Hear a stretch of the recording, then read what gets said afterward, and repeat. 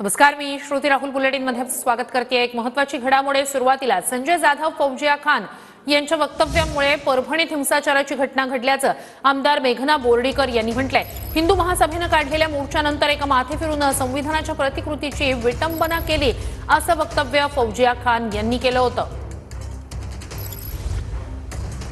महासभा ने बांग्लादेश में जो माइनॉरिटीज पे अटैक हो रहा है उसकी वजह से एक मोर्चा निकाला और इस मोर्चे में किसी ने डॉक्टर बाबा साहब अम्बेडकर के पुतले के सामने जो संविधान की कॉपी है उसको तोड़ने की कोशिश की, उस पर पत्थर मारे और इसकी वजह से जो भी संविधान प्रेमी लोग हैं परभनी के वो सब उत्तेजित हो गए, रास्तों पर आ गए हैं और ये आंदोलन पूरा हिंसक हो गया है। उन्होंने दुकानें जलाई, गाड़ियां तोड़ी।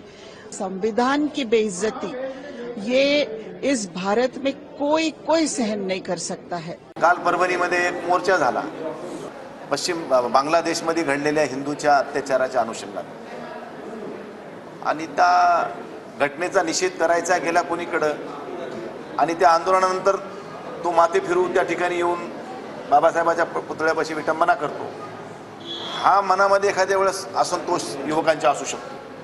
त्यांच्या मनामध्ये असा संशय आहे की ह्या शक्तीच्या मागे आणखी कोणीतरी एखादी व्यक्ती असावी किंवा ह्याच्या मागे कोणीतरी मोठी शक्ती असावी असा युवकांमध्ये संभ्रम निर्माण झाला आहे आणि या अनुषंगाने पोलीस प्रशासनाने हा विषय खूप गांभीर्याने हाताळायला पाहिजे।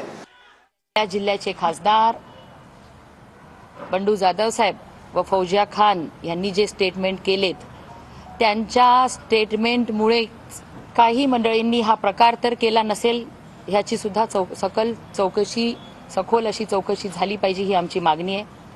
केवळ सकल हिंदू समाजाच्या मोर्चाला गालबोट लागावं म्हणून या दोघांनीही केलेले स्टेटमेंट वक्तव्य हे त्यांनी क्षमा मागावी आणि त्यांच्यावरती कारवाई झाली पाहिजे ही आमची सर्वांची मागणी आहे। फौजिया खान यांच्यावरती गुन्हा दाखल करावा ही माझी मागणी आहे। खासदारांचा काय संबंध येत असतो त्याच्यात? खासदार दिल्लीमध्ये बसलेले आहेत, चौकशी करायची तिथल्या प्रशासनाची झाली पाहिजे, प्रशासनाने वेळ का लावली त्याची झाली पाहिजे आणि मेघनाताईंना मला असं वाटतं चांगलं आठवत असेल त्यांच्या पक्षाचं या महाराष्ट्रात सरकार आहे आणि त्या सरकारचंच धोरण याला कारणीभूत आहे।